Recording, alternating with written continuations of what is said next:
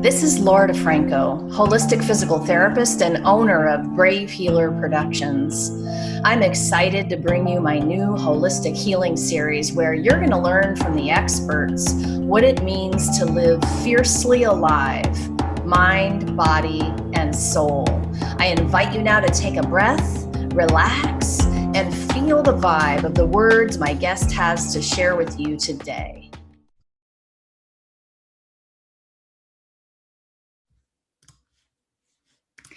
Welcome, everybody. We are here to change the world one brave word at a time, and I am excited to have Dawne Horizons here today to help me with that mission. Dawne and I met through a mutual poet friend, and we are used to standing on the open mic stage and sharing our soulful poetry that way, but you know, COVID and all. So here we are online because we can't help ourselves. We need to do this. And Dawne, I forgot to ask you earlier if you had a poem to share today. So if you have something, have it ready, okay? I'm so happy to have you here. How you doing? I am doing great. I'm excited to be here. Thank you so much for this opportunity. And yes, I missed the stage. But the virtual stage will do because it's just the healing has got to come out.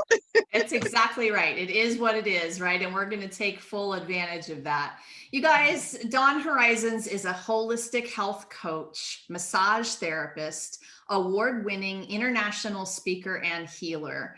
Dawne's spiritual spa and healing center soothes people while teaching them to live healthy naturally, spirit, soul, and body with God's medicine. Dawne brings education, enlightenment, and empowerment while getting to the root issues. And of course, I'm going to hook you up with her website down below, dawne-horizons.com. So I want to start by asking you to share a little bit of your story with us. Like, how did you get here doing what you're doing today? Wow.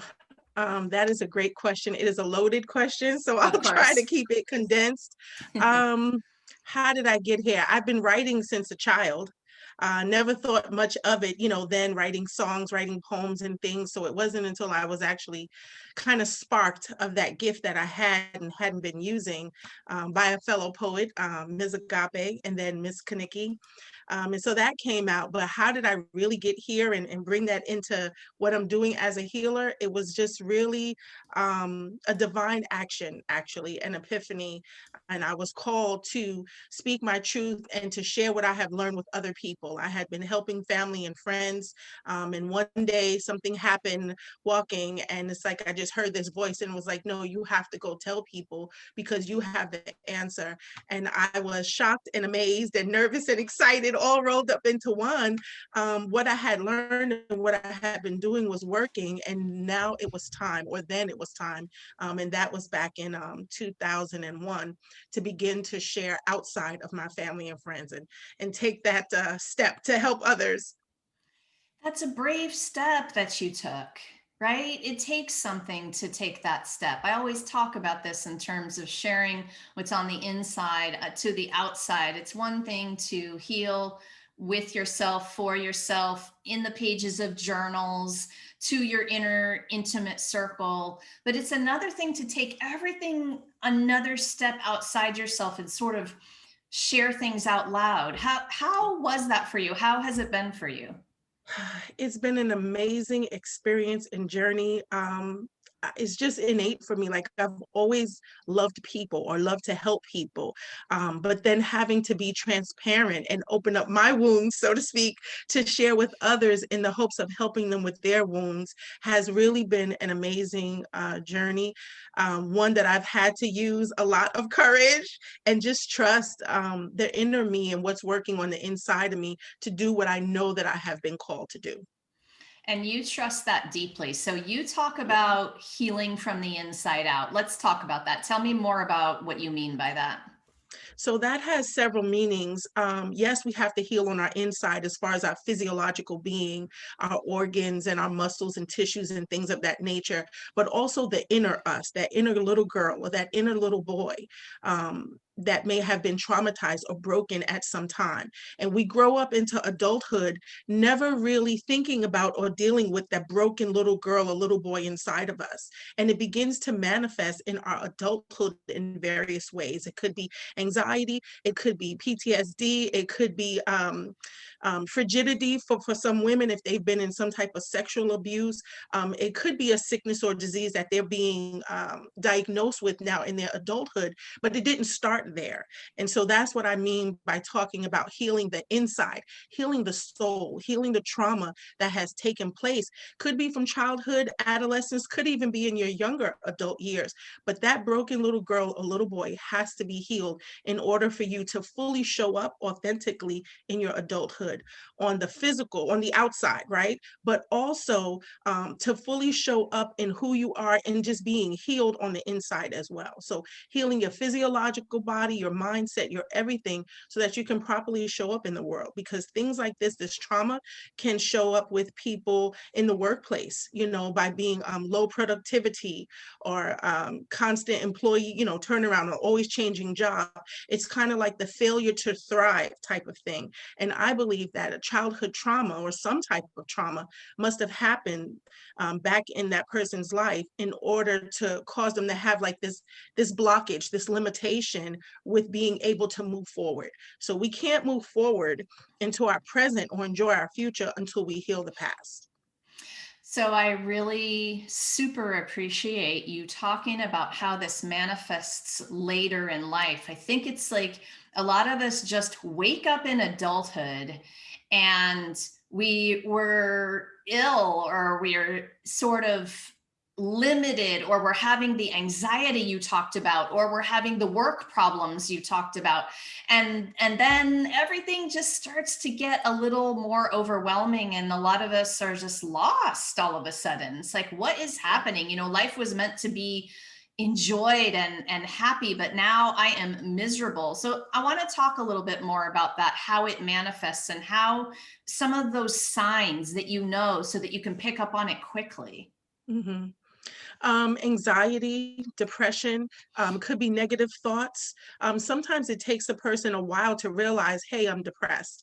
But if you're having trouble getting out of bed or not wanting to get out of bed, not desiring to do the things that usually make you happy, the things that you usually want to do, and all of this is compounded now in this COVID world that we're in with our lack of being able to get outside or to do the things that we enjoy. So it's almost as if we're having to reestablish or to relearn ourselves and to find things that we like to do inside since we can't get outside. And that has been detrimental for a lot of people if they were already having issues of depression or anxiety. So some of the signs to look for is maybe not wanting to shower or bathe, not wanting to do the things that you usually like to do, not wanting to eat or overeating. It could go either way. Not wanting to care for yourself, whether it's do your hair or get dressed or whatever, and kind of just going through life in a mundane way, almost like sleepwalking. So you're doing it, but you're not enjoying it, and it's just kind of happening autonomically. And I know both of us are here to help our listeners, our viewers with, and it doesn't have to be like that. We want you to know that there's great healing to be done. And I combine great and healing on purpose because people are a little bit afraid of this journey, right? Yeah. Sometimes they think that if they open up Pandora's box, then they'll never get out of it. And so they don't really want to hop on the healing journey with us so readily all the time, right? What would you say to them about that? Take it one moment at a time, one day at a time. In my work, especially in this past year, I've had an opportunity to talk with a lot of people, women and men, that have really been struggling during this time. And it's not just what they personally are going through, but it's kind of what we're going through collectively in our world now. We have all been experiencing some type of trauma as a result of everything that has happened in 2020, because we've all experienced death so much more and so much more profoundly, whether it was in our family or friends or just seeing seeing the numbers and seeing what was going on around us. And so that impacts us, even though it may not be you per se, it still is very impactful. So I would say, take the time to process through your thoughts, through your feelings, journal.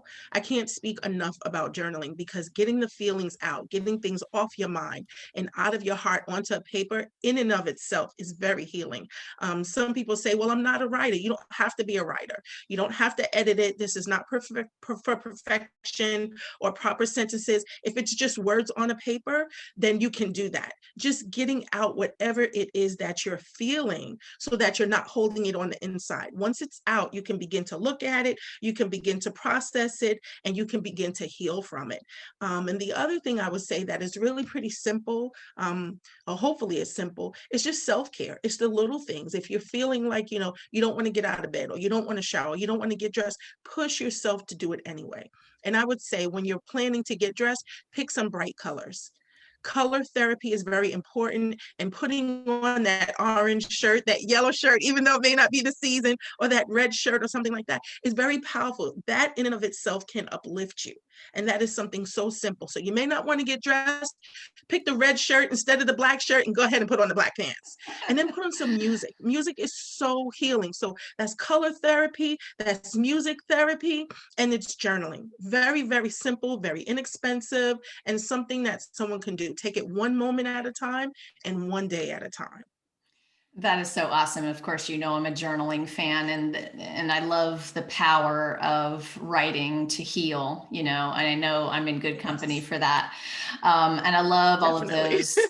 all of those things you mentioned are they're self-care tools. And you talk a lot about self-care in this busy world, especially for entrepreneurs. You and Mhm. I are entrepreneurs. We know a lot of entrepreneurs working themselves to the bone, seriously. Yes. What do you want to share about that? Take time for yourself. Like they tell you, if you've ever been on an airplane, they tell you put the mask on yourself first. And then if you're with someone, then you put the mask on them. Because the thing is, you can't help anyone if you're dead. Or if you're sleepwalking, if you're walking around half dead, if you have no peace, if you have no joy, if you're not feeling full of life, how can you give anything to someone else? You just can't. And you're giving from your emptiness. We're supposed to be giving from our abundance. And so just little things to take care of yourself each and every day, because when you take care of you, then you have what you need to heal you, but you have what you need to be available to help and to love and to care for others. So We each and every, hear especially the entrepreneurs, I notice, very, very busy. Everybody has like a double workload, because it's almost like, well, I'm home, or I'm not traveling, and they're working harder, or they're working even more longer hours. And especially as entrepreneurs, we have this passion and this drive to do what is in us, that's calling us to be done. But we have to find balance. Balance is so important. Balance is self-care. We have to work, and we have to play, and we have to rest, and we have to sleep, and we have to exercise. So kind of balancing all of them, and that can be a very challenging task at times. Just start somewhere. That's what I would say. Just start somewhere. You brought something up that I think is really important. There are some of us who were entrepreneurs before this past year, and we still are. And we're working now harder than we ever did. We're working to make it happen. Some of us had to make big pivots and transitions. A lot of us had to go online way more than we were used to. We had to make it happen, so to speak. So there are a group of people that I know working more hours than they ever did before, even as an Mhm. entrepreneur. We know that we work a lot, but I know one thing for me is that the hours feel awesome because I am enjoying the quote work. The work doesn't feel like work. There's a certain nourishment that I get back that you talked about putting the mask on. I feel like I'm always overflowing my pitcher. And so that you all get some of the overflow. Yes. But I kind of wanted to see what else you wanted to talk about there, because I think it's a really big thing that people don't even realize is happening. We got to Mhm. set boundaries. Absolutely. Boundaries are very, very important. So whether that means setting a specific time for work, and that's really hard as an entrepreneur, especially entrepreneur now at home, right? And everything is virtual, but putting some boundaries in there. So maybe it's setting breaks in between, whether it's eating or exercising or stretching or your favorite TV show, or taking some time out in your busy day to journal. But somehow it's just getting a little break away from the larger part of your day, and building it in there and putting it in there, whether you have to put it in your calendar so that you're making it happen, because it is important. And we work hard, and even though as entrepreneurs this is something that we love, we never want that to turn or to become bitter because this thing that we love is consuming us or is taking up all of our time. And so it's important to find balance. So for myself, I've been doing hot bath, I'll do a sauna treatment, I'll do my nails and my feet. Like, I find something to do for myself. And lately, like the last week and a half, I've been doing something every day. And so I won't lock myself in to the certain time of the day. I just know this has to get done today. I have to do something for myself today because I need a break. And so whether if it's in the morning or if it's late at night, I just make sure that I get it done. And so I would encourage others to do that. Just put it in your day somewhere. It's hard for some people to stick to certain time frames, and to be very rigid. So don't be rigid, be flexible, but just get it in there because it's important, and you feel so much better. Your body will feel better. Your mind will feel better. You'll be more creative. You'll be more fluid with your thinking. It'll even help your memory, and it'll help your body as well. Because when you're thinking positive, and things are able to flow, that's also able to help your body. How you think affects your muscles, affects your bones. It affects every part of your body. So if we're overloaded in our thoughts, especially negative thoughts, but even good thoughts, it can cause a stress on our body that we don't even realize. And our body was built to handle stress, right? So we may not notice it over until time passes, and then we begin to feel the negative effects of stress. So just put some boundaries in and just love yourself and take care of yourself. I love that so much. I was going to ask you next how you practice, and I'm sitting here imagining the nails, and I think I'm going to set an appointment for myself later. I haven't done my nails in a year. Oh my Wow. gosh. Yeah. But the sauna too, the baths, you guys, that Dawn mentioned, oh my gosh, there's so many beautiful things, and we really do need to do them daily. I also loved what you said about being gentle with yourself in terms of the schedule. We all have these ideas in our head about, okay, it's going to happen here and here and here. And most of us are pretty, good at the time management and scheduling the day. But if it's anything I know about that, it's that flexibility you mentioned. Yeah. We need to be flexible with ourselves right now Yeah. more than ever. Yes. Yeah, Because if we're too rigid, then we feel like we failed. And then that can exactly. add to stress, anxiety, and depression. So be easy with yourself. Allow yourself grace, the same grace that you would give to someone else if, a snafu or a life, situation happened, but they were supposed to do something for you. And they tell you the situation that happened. And you would say, oh, okay. And you would give them grace. Give yourself that same grace. And I find a lot of times we don't do that. And it's so important. So yes, be easy with ourselves.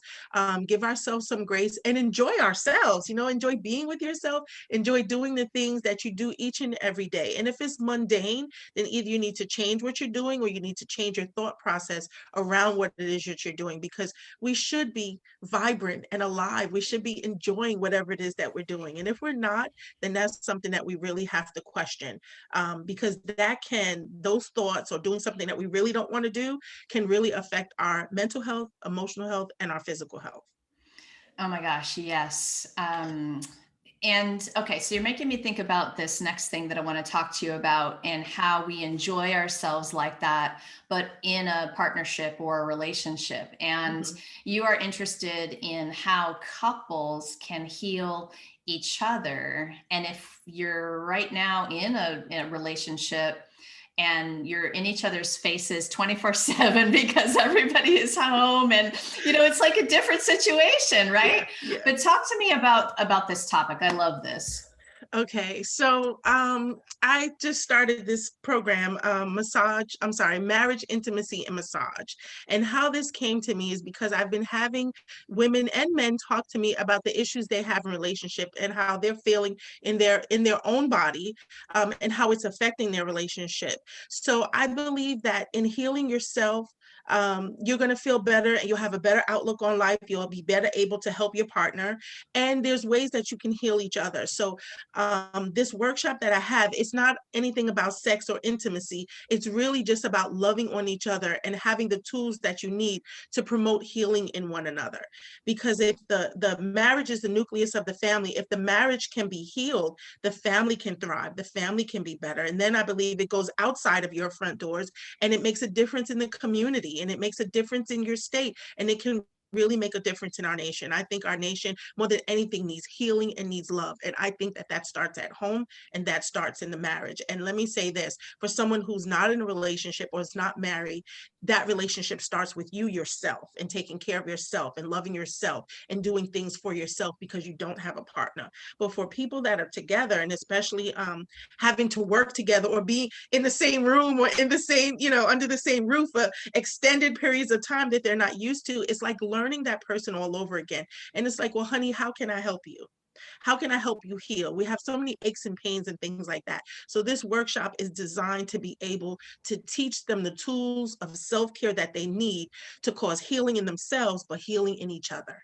And I'm so excited about it. I think it's just such a beautiful thing because we need that.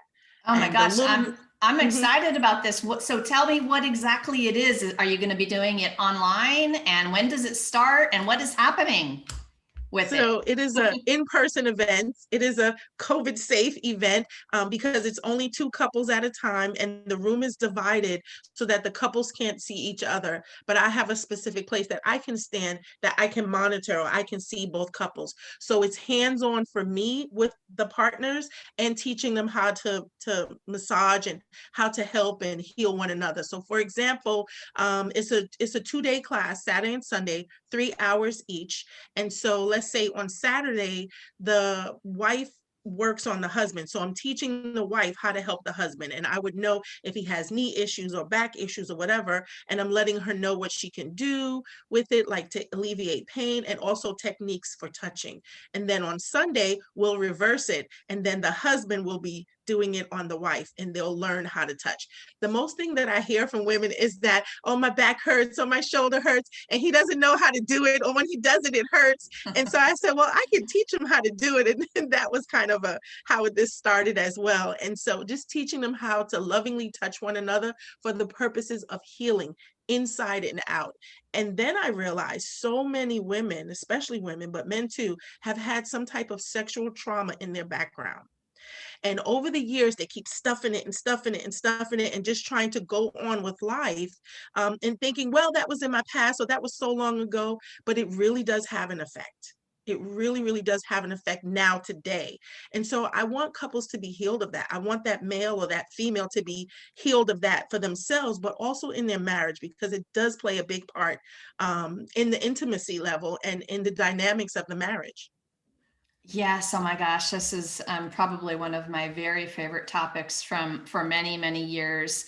And I love this workshop, Dawn. You guys who, if you're listening right now and you're thinking about that, it's an incredible opportunity to learn how to be with your partner in a new and different and deeper kind of way.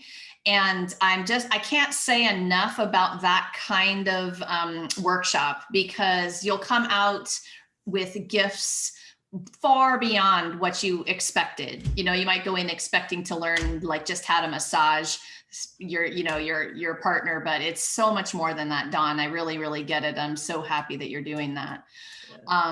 So, okay, so I was just kind of thinking about, reaching other people right now who are struggling, and, they're listening and they understand about the healing and they are interested in what we're talking about, but they're still struggling. They're still really feeling those ways you mentioned earlier, starting to feel even like the purpose is fading.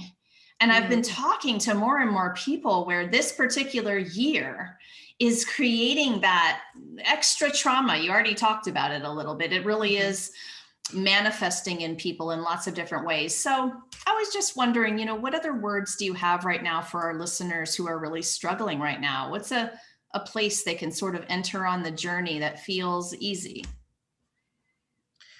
Wow. I would say spiritual grounding.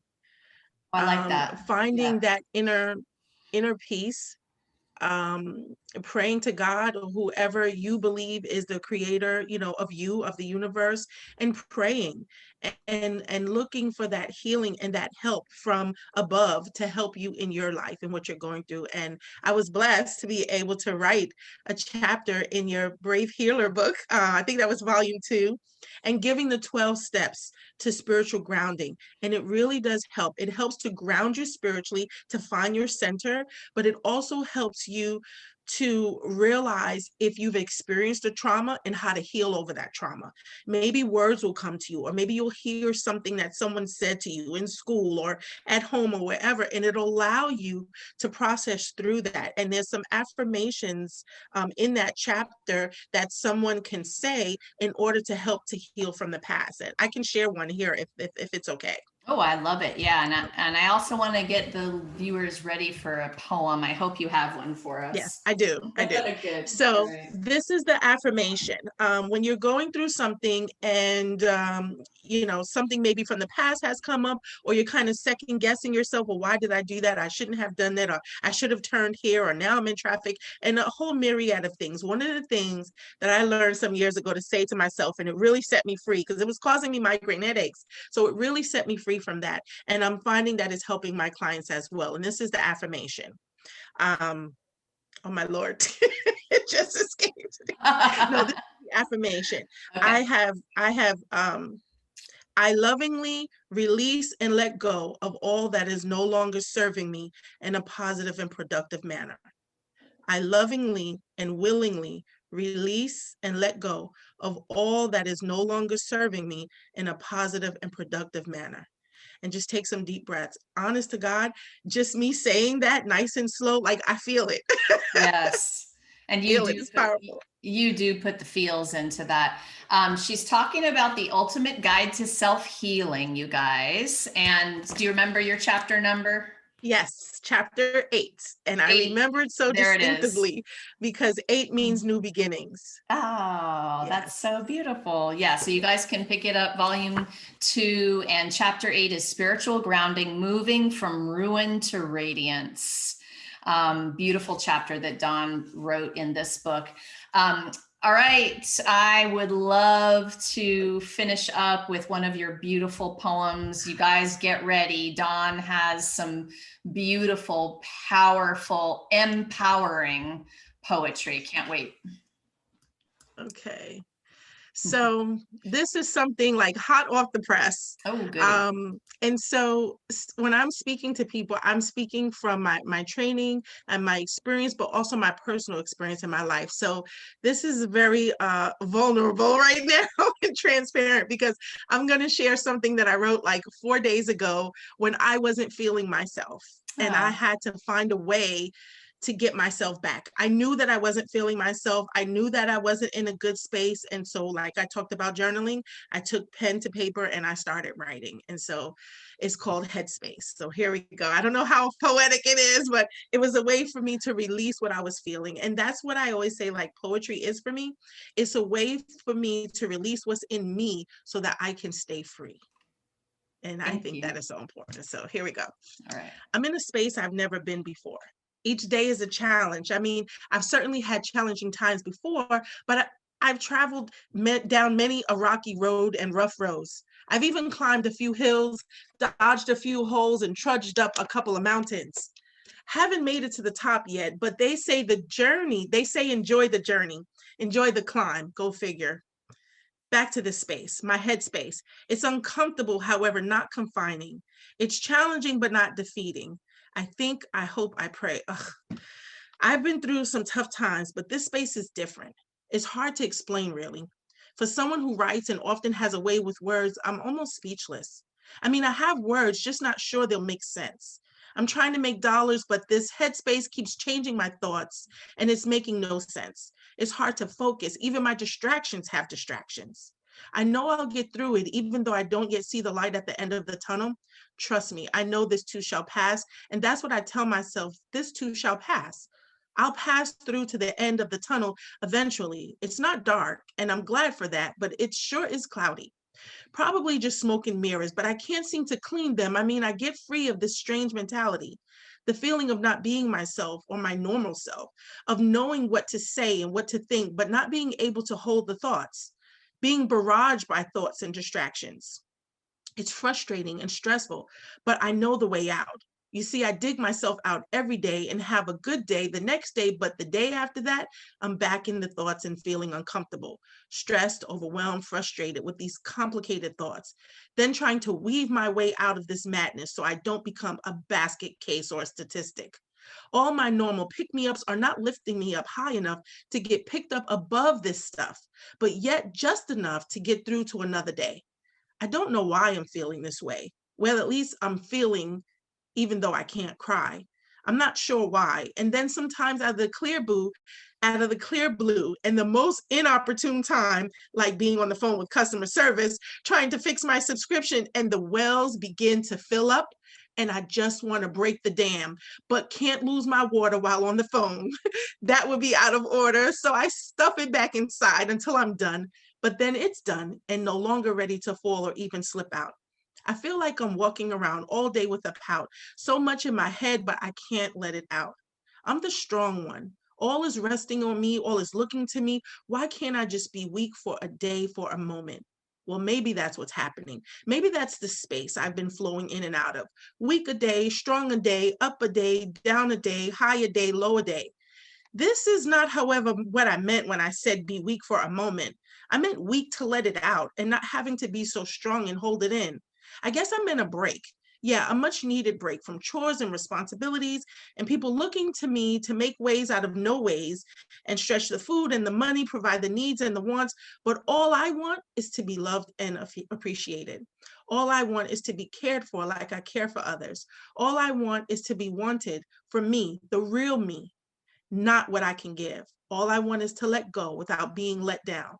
All I want is a break, a breath, a pause for the cause of my mental health, of my emotional health, of my physical health. And I won't even open that Pandora box for now. I'll keep it locked, but I do need to breathe. I need to move into a new space, an open space, a loving space, a free space, a clear space. Is that even a real place?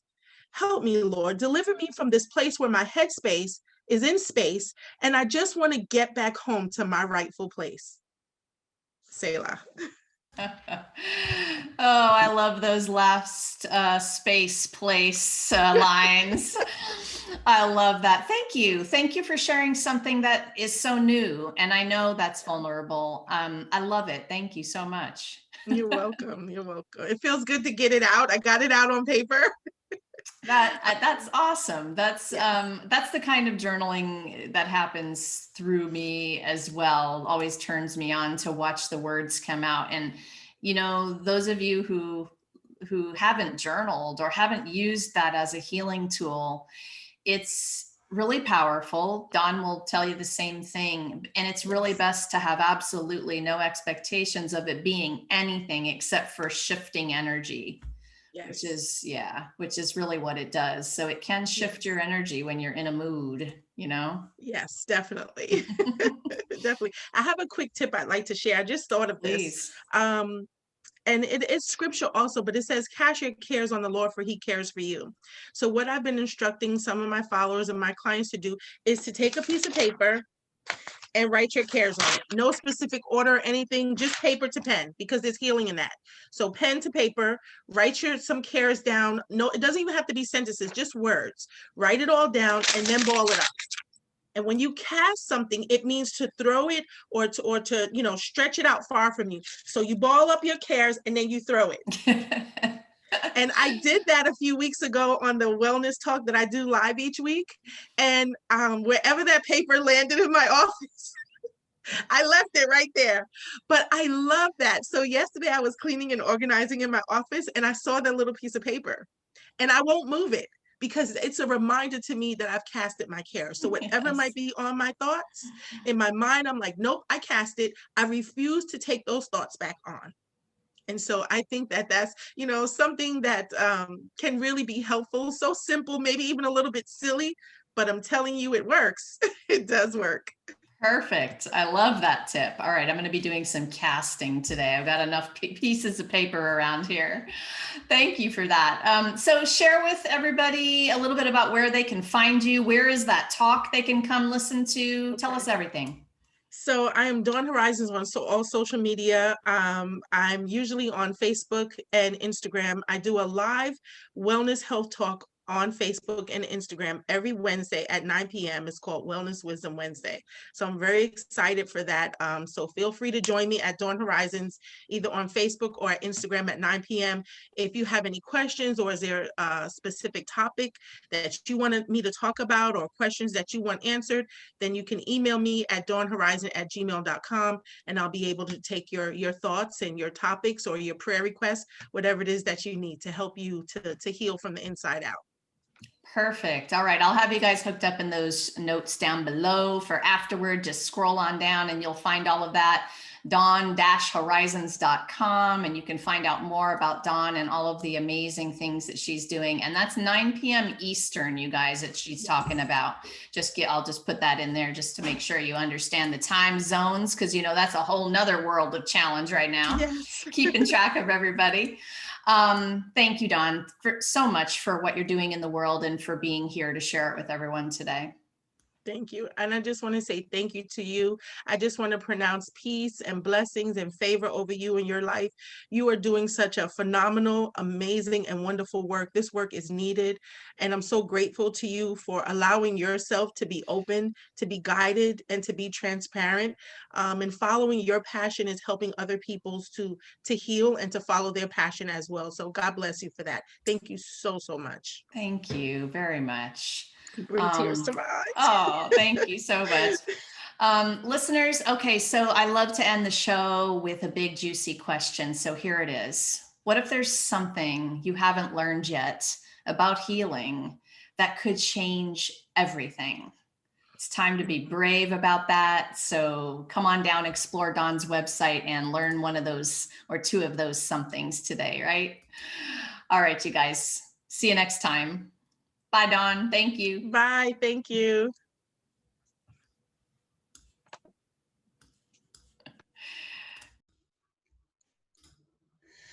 Love what you heard today. Don't forget to drop down and hit that subscribe button, you guys, and then join me over at bravehealer.com for just a little bit more healing badassery. Have a great one.